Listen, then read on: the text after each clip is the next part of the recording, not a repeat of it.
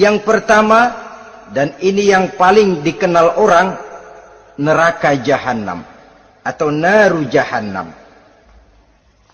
Siapa yang dijelaskan Allah akan menjadi penghuni neraka Jahannam ini?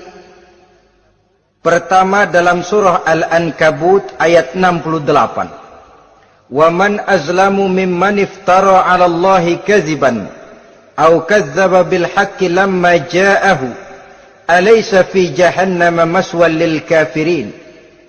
Adapun orang-orang yang zalim kepada Allah, mendustakan ayat-ayat Allah dan mendustakan kebenaran setelah datang kebenaran itu, bukankah neraka Jahannam merupakan tempat kembali bagi orang-orang kafir? Jadi dalam Al-Ankabut ayat 68 ini dijelaskan, penduduk neraka Jahannam itu pertama adalah orang-orang kafir. Siapa orang kafir? Menurut keyakinan akidah kita, setiap orang di luar Islam adalah kafir.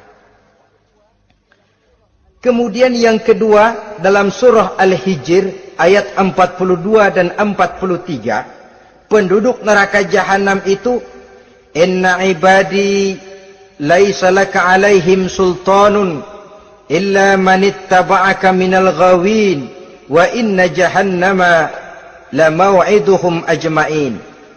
Sesungguhnya hamba-hambaku tidak akan bisa kamu kuasai, hai iblis, kecuali mereka yang mengikuti tipu dayamu. Sesungguhnya neraka Jahannamlah tempat mereka seluruhnya. Kalau kita perhatikan ayat ini, maka penghuni neraka Jahannam yang kedua adalah para pengikut setan.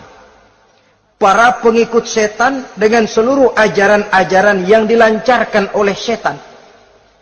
Padahal pada saat hendak masuk neraka, setan jelas cuci tangan. Tugasnya cuma bagaimana mencari pengikut sebanyak-banyaknya yang akan nemenin dia di neraka nanti. Tapi pada saat orang digiring ke dalam neraka, setan cuci tangan. Mungkin orang menuntut, setan, gue ngikutin lu, sekarang kenapa jadi kemari? Nah, gue bilang juga apa? Kata setan, gue bilang juga apa, lu kenapa ngikutin? Dan setan ini menebar ranjau dalam segala bentuknya, dengan segala macam caranya. Para pengikut setan yang menjauhi tuntunan agama, memperturutkan hawa nafsunya. Setan membisiki manusia lewat minuman keras. Setan masuk manusia lewat judi, lewat zina, lewat kenikmatan yang melalaikan orang dari kehidupan akhirat dan selanjutnya. Dengan segala macam jalan. Kadang-kadang dalam ibadah setan juga masuk. Kalau tidak ditimbulkannya takabur, ditimbulkannya sikap ujub dalam diri kita. Timbul rasa diri lebih benar dari orang lain. Dan ini jelek. Timbul rasa nganggap enteng orang lain. Itu kan ujub. Nggak dikelihatanin orang. Cuma hatinya aja ngomong sendirian. Kalau gue lihat di kampung ini nggak ada yang kayak gue. Bayangnya kayak ibadahnya kayak udah aing pang paling nak yo di dia. Itu juga bisikan iblis. Dan dia tidak segan-segan mengaku jadi Tuhan iblis itu. Dan ini diceritakan dalam kehidupan Sayyidus Syekh Abdul Qadir Jailani. Ketika beliau sedang ibadah di mihrab dalam masjid, datang seberkas sinar. Sinar itu ngomong, ya Abdul Qadir ana rabbuk. Hai Abdul Qadir, aku Tuhanmu, kata cahaya tadi. Sudah cukup kamu ibadah Abdul Qadir. Sembayangmu udah banyak, puasamu udah banyak, jihadmu cukup. Maka mulai sekarang berhenti dah ibadah. Aku bolehkan kepada kamu segala yang dilarang. Cuma yang didatangi Syekh Abdul Qadir. Sehingga mendengar cahaya tadi ngomong begitu, beliau ambil kasut, sendal, disambitnya cahaya tadi. Izhab ya la'in. Pergi, laknat, terkutuk, iblis kamu. Masa saya disuruh berhenti sembahyang karena hati saya sudah baik? Kalau hati sudah baik lalu boleh berhenti sembahyang, mestinya yang paling dulu berhenti sembahyang Nabi Muhammad, sebab beliau orangnya paling baik. Tapi Nabi hatinya baik, sholat jalan terus, hukum halal haram berlaku. Ini kadang-kadang orang sekarang baru ibadah dikit banget merasa dapat bisikan katanya, wangsit. Ya berhenti sembahyang madep mulu, nah madep ngudik sembahyang. Bikin ajaran yang aneh-aneh. Nah kalau satu orang boleh dapat wangsit, saya juga boleh dong ngomong dapat wangsit. Saya juga boleh dong mendirikan aliran kepercayaan. Saya ngilang dulu dari kampung saya kira-kira 3 tahun. Saya nyepi di kaki Gunung Salak, pulang piara jenggot, pakai belangkon. Di depan nama saya pakai embel-embel mbah. Saya ngaku dapat wangsit di Gunung Ano, mewahyukan kepada saya ano. Saya cari murid yang fanatik. Saudara-saudara kaum muslimin rahimakumullah, setan membisiki manusia hatta kita sedang ibadah sekalipun dibisikinya. Caranya, mula-mula dia bisikin, lu sembahyang buru-buru dah. Buru-buru udah. Akhirnya apa? Rukuk kita nggak sempurna, sujud kita nggak lengkap, tumakninah kita kurang, bacaan kita tajwidnya nggak kena. Kalau itu bisa kita atasin, kita sembahyang sebagaimana yang seharusnya, dia bisiki lewat jalan lain lagi. Suruhnya yang pendek-pendek aja dah. Atau habis sembahyang udah sigrah, udah jangan pakai wirid, jangan pakai zikir. Dengan segala macam jalan. Dibisikinya was-was ke dalam diri kita. Sehingga ada satu riwayat walaupun dhaif, tapi ini baik untuk dijadikan pelajaran. Konon iblis itu kalau subuh keliling dia. Bawa kulit kambing, jarum, sama tepung. Ditanya orang, iblis ini buat apa? Oh, kulit kambing, gunanya tahu nggak? Kalau begitu subuh, sudah muazin bilang, as-salatu khairum minan naum. Salat lebih baik daripada tidur. Maka ini kulit kambing mulai aku hamparkan buat hamba-hamba Muhammad. Jadi begitu dengar azan, cuma udah bikin anget udah tidur. Kenapa? Kulit kambing belis masuk. Saudara-saudara, lalu kata orang tadi lagi, lah kalau tepung buat apa itu? Oh, tepung. Itu kalau umat Muhammad mau baca Quran, baca kitab, mutolaah, gua aurin tepung matanya. Biar dia sepet. Makanya kalau sudah ngaji, baca Quran, bawaannya udah ngantuk aja ngantuk. Oh begitu, iya. Nah kalau duri paku itu buat apa? Nah ini duri paku. Kalau umat Muhammad mau hadir di majelis taklim, mau pergi ngaji, mau duduk iktikaf di masjid, gua pasangin paku di pantatnya. Jadi kalau sudah duduk di masjid, kelasat, kleset. Hadir di majelis taklim, kelasat, kleset. Bawaannya mau udahan melulu. Itu duri-duri dan paku-paku yang memang ditebarkan oleh iblis. Saudara-saudara kaum muslimin rahimakumullah. Jadi para pengikut setan dengan segala macam perangkapnya ini pun. Ya perangkap setan itu ya dunia. Dunia itu ya isinya harta, tahta, wanita. Kan perangkap dunia itu. Harta, tahta, wanita. Ini sering bikin orang buta. Perangkap dunia. Dan merupakan perangkap setan sekaligus. Nah, yang ketiga, penghuni neraka jahanam adalah para pembuat dosa, orang-orang yang durhaka. Dalam Thaha ayat 74 Allah menjelaskan, "Innahu may ya'ti rabbahu mujriman fa inna lahu jahannam." Sesungguhnya orang-orang yang datang menghadap Allah dengan berlumuran dosa, maka sesungguhnya bagi mereka adalah neraka jahanam. Dan yang keempat, penghuni neraka jahanam orang yang kufur nikmat. Tidak cuma kufur iman, tapi kufur nikmat bisa menyebabkan orang masuk neraka jahanam. Belum pernah merasakan dalam hidupnya bahwa Allah memberikan nikmat kepadanya, bagaimanapun besar karunia dan nikmat itu. Dalam surah Ibrahim ayat 28-29 Allah menjelaskan, "Alam tara ilal ladzina baddalu ni'matallahi kufran wa ahallu qaumahum darul bawar jahannama yaslaunaha wa bi'sal qarar." Tidaklah engkau perhatikan, tidaklah kau lihat orang-orang yang mengganti menukar nikmat Tuhannya dengan kekufuran. diberikan nikmat berupa Islam, digantinya dengan kekufuran. Dia tidak tahan kesengsaraan dunia lalu memilih kesengsaraan akhirat. Padahal kesengsaraan akhirat lebih abadi dari kesengsaraan dunia. Ada orang yang gak tahan miskin dunia, lalu menjatuhkan pilihan lebih memilih miskin akhirat. Ya Allah, keliru besar. Karena nggak tahan hidup miskin di dunia, ada yang nawarin ngasih super mie 3 bungkus, iman telap. Ada yang ngasih beras, pindah agama. Ada yang bawain pakaian bekas, tukar akidah, pindah iman. Innalillah. Ditukar kemiskinan dunia dengan kemiskinan akhirat. Padahal kemiskinan dunia berapa tahun? Setahun umur manusia. Sepanjang-panjang umur orang sekarang kan. 100 tahun udah jarang umur orang sekarang. 70 aja udah cakep tuh. Sebenarnya kalau 70 tuh ada jatah lebih tuh, 7 tahun. Toh kalau ikut Nabi 63 tahun kan. Nabi wafat. Kalau kita sudah umur 70 tuh ada jatah ekstra 7 tahun. Oh ya, dimanfaatkan baik-baik mestinya. Taruhlah kemiskinan dunia, bagaimanapun melaratnya dunia, bagaimanapun sengsaranya dunia, cuma sebatas umur kita. Tapi kalau nikmat Islam ini harus kita tukar dengan yang lain. Baddalu ni'matallahi kufran. Menukar, mengganti nikmat yang diberikan Allah dengan kekufuran. Artinya kita menukar kemiskinan sementara dan kita memilih kesengsaraan dan kemiskinan abadi. Di akhirat kita miskin, di neraka kita miskin, miskin abadi.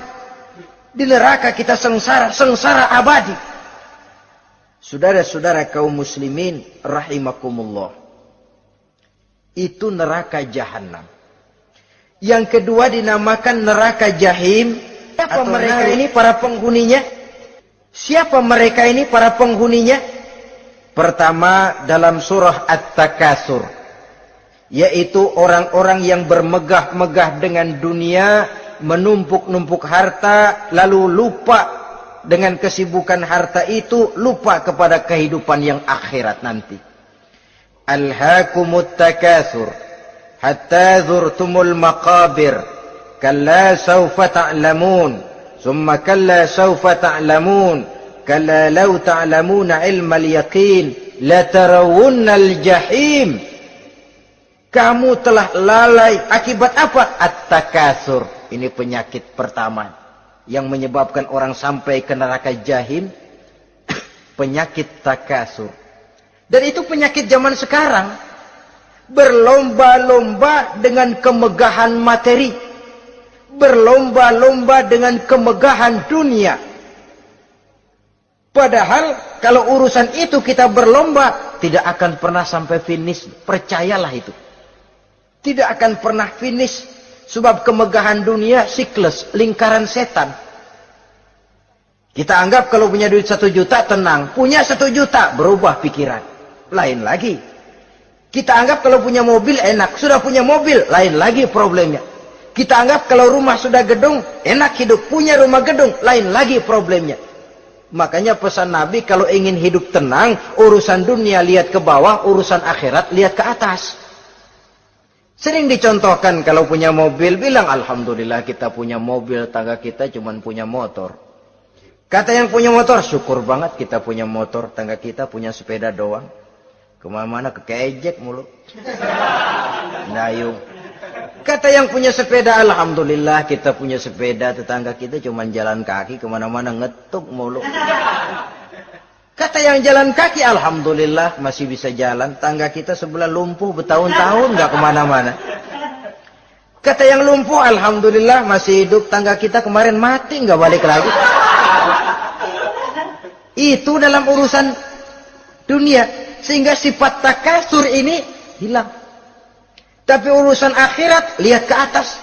Kalau dia begitu sibuknya bisa jaga sholat, kenapa saya tidak?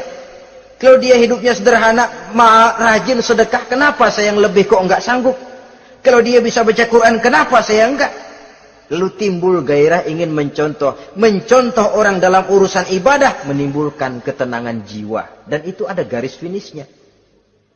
Tapi kalau yang lumpuh lihat yang bisa jalan lihat yang naik sepeda, yang sepeda punya lihat motor, sudah punya motor lihat mobil, lihat pesawat terbang, pesawat lihat kereta api. Kapanlah awak nih mau bersyukur? Yang ada kurang saja padahal nikmat itu tidak pernah berhenti. Bukan dilarang orang kaya, tetapi perlombaan memperkaya diri itu yang dilarang. Karena kalau sudah perlombaan namanya jor-joran sifatnya. Prinsipnya tujuan menghalalkan cara ini yang dijaga oleh agama. Saudara-saudara, selain penyakit takasur yang menyebabkan orang sampai ke neraka jahim, juga perbuatan durjana. Dalam Al-Infitor ayat 13-14, innal abrara lafi na'im wa innal fujjara lafi jahim. Orang-orang yang berbakti, berbuat kebajikan, mereka akan mendapatkan neraka surga naim. Tetapi orang-orang yang fujar, durjana, kurang ajar, durhaka, lafi jahim, mereka akan mendapatkan neraka jahim. Lalu siapa lagi penghuni jahim itu? Orang-orang yang menentang dan menantang ayat-ayat Allah.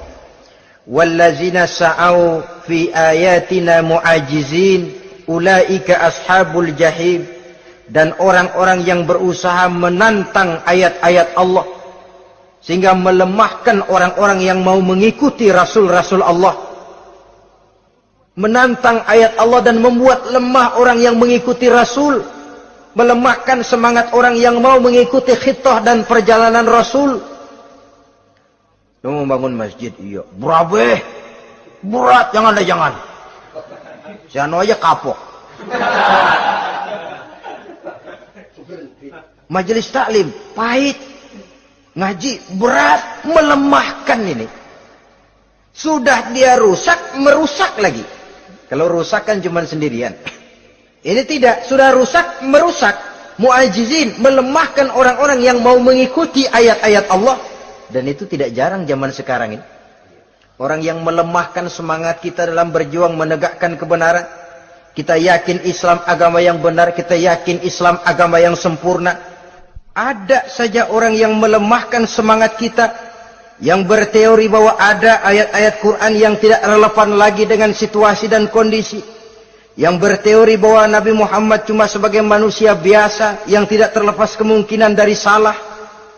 Pendeknya melemahkan nilai-nilai semangat kita untuk memperjuangkan Islam ini.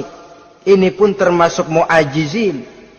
Mereka akan menemukan nanti di akhirat kapling di dalam neraka yang dinamakan neraka jahim. Na'udzubillah summa na'udzubillah. Yang ketiga, saudara-saudara, di antara nama neraka itu adalah neraka hawiyah. Siapa penghuni neraka hawiyah ini? Dalam surah Al-Qari'ah ayat 8-11 dijelaskan secara simpel, wa amma man khaffat mawazinuhu fa ummuhu hawiyah. Adapun orang-orang yang ringan timbangan kebaikannya, maka tempatnya adalah neraka hawiyah. Artinya orang ini lebih berat timbangan kejahatannya, sedikit kebaikannya sehingga jadi ringan di timbangan akhirat nanti. Salat, puasa, zakat, tapi dosa yang dikerjakan masih lebih banyak ketimbang kebaikan yang dikerjakannya itu. Maka orang semacam ini apabila tidak mendapat syafaat, maka dia akan masuk ke dalam neraka yang namanya neraka hawiyah. Lalu yang keempat, neraka wail. Dalam surah Al-Ma'un ayat 1-7, garis besarnya yang mendapat neraka wail adalah para pendusta agama. Siapa sih pendusta agama itu? Ara'aita allazi yukazzibu bid-din? Tidakkah kamu lihat siapa orang-orang yang mendustakan agama? Mendustakan agama. Beragama tapi bohong. Salatnya bohong. Hajinya bohong. Puasanya bohong. Mendustakan agama. Siapa mereka? Fazalikal ladzi yad'ul yatim. Pertama, orang yang suka menghardik anak yatim. Anak yatim yang lemah, anak yatim yang tidak berdaya, yang hidup dipayungi kemiskinan dan kekurangan, bukan ditolongnya, malah dihardiknya. Jangan lupa, saudara yang sudah 2-3 kali pergi ke Makkah, saudara yang khusyuk dalam sujudnya, saudara yang mantap dalam puasanya, mungkin saja bisa terhalang masuk ke dalam surga. Karena di samping rumah saudara ada anak yatim merintih menahan lapar dan haus. Saudara tahu, saudara mampu, tapi saudara diam saja, tidak mau mengulurkan tangan. Mungkin itu yang akan mengganjal saudara untuk masuk ke dalam surga. Wala yahuddu ala tu'amil miskin. Mereka membiarkan fakir miskin, tidak memberikan makan. Kemudian fawailul lil musallin. Mereka juga melalaikan solat. Allazina hum an solatihim sahun.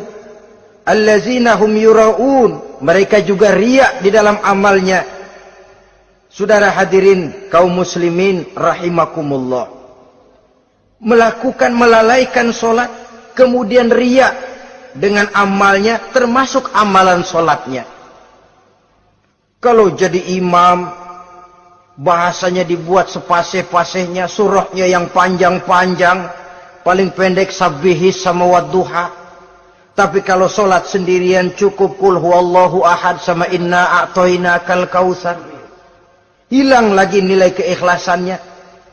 Dan terakhir, mereka enggan untuk membayar zakat. Yang memenuhi ciri-ciri inilah yang dikatakan sebagai pendusta agama. Menghardik yatim, membiarkan fakir miskin, melalaikan solat, riya, dan enggan membayar zakat. Mereka divonis mendapat neraka wail.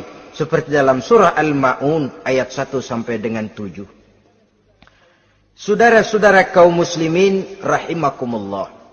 Yang kelima, neraka sa'ir.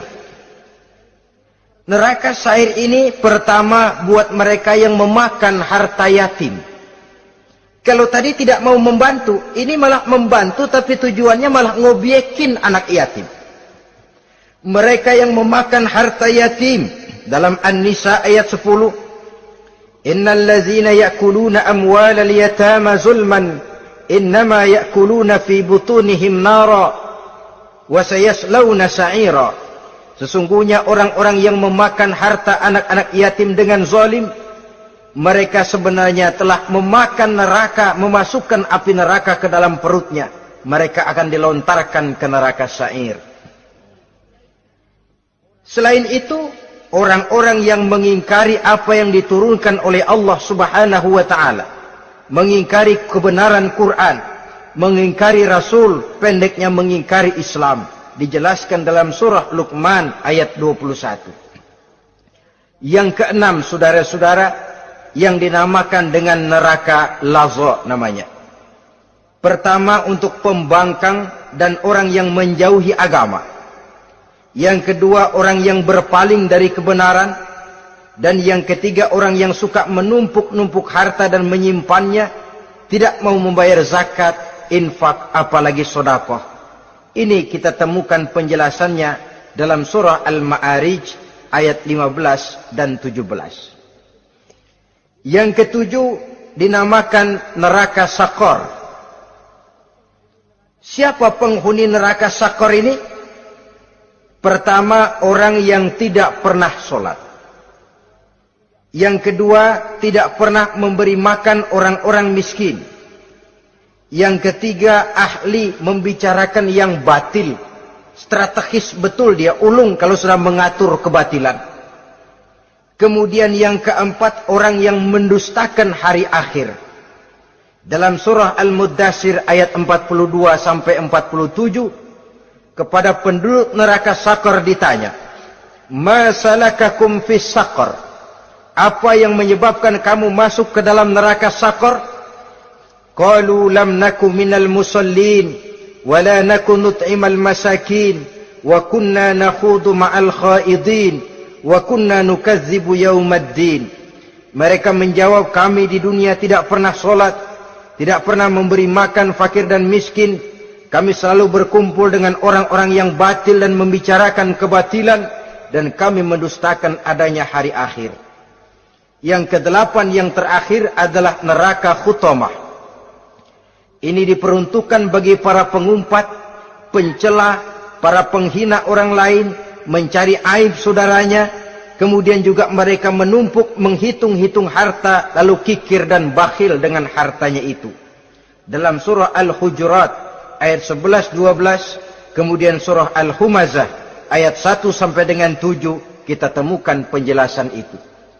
Pada akhirnya saudara-saudara, kalau penduduk surga mereka kekal di dalamnya, maka penduduk neraka ini ada dua macam. Ada penduduk musiman, ada penduduk permanen. Kalau yang namanya penduduk permanen, itu sudah punya paspor, KTP itu. Memang penduduk permanen itu mereka yang kekal selama-lamanya di dalam neraka. Mereka lah orang-orang musyrik dan orang-orang kafir, termasuk orang-orang munafik. Bahkan lebih dahsyat lagi yang namanya munafik. Kata Allah, innal munafiqin fid darkil asfal minan nar. Orang munafik itu berada di dasar jurang neraka yang paling bawah, keraknya neraka. Saudara-saudara, adapun penduduk yang semi permanen, ia masuk neraka buat sementara saja, sekedar dengan dosa-dosa yang dikerjakannya. Mereka adalah orang-orang mukmin yang asli, orang-orang Islam yang waktu di dunianya berbuat dosa. Mereka masuk ke dalam neraka, menerima azab sesuai dengan dosa yang dikerjakannya. Setelah itu mereka akan diangkat dari surga untuk ditempatkan di dalam, mereka akan diangkat dari neraka untuk ditempatkan di dalam surganya Allah Subhanahu wa ta'ala. Seperti banyak dijelaskan dalam hadis-hadis sahih yang diriwayatkan oleh Imam Bukhari dan Muslim. Nah, inilah sekelumit tentang neraka dan calon-calon penghuninya. Mudah-mudahan Allah jauhkan kita, Allah jauhkan anak cucu kita, amin. Allah jauhkan seluruh keluarga kita, amin, dari neraka dan dari azab neraka. Amin. Terima kasih dan mohon maaf. Wassalamualaikum warahmatullahi wabarakatuh. Waalaikumsalam warahmatullahi wabarakatuh.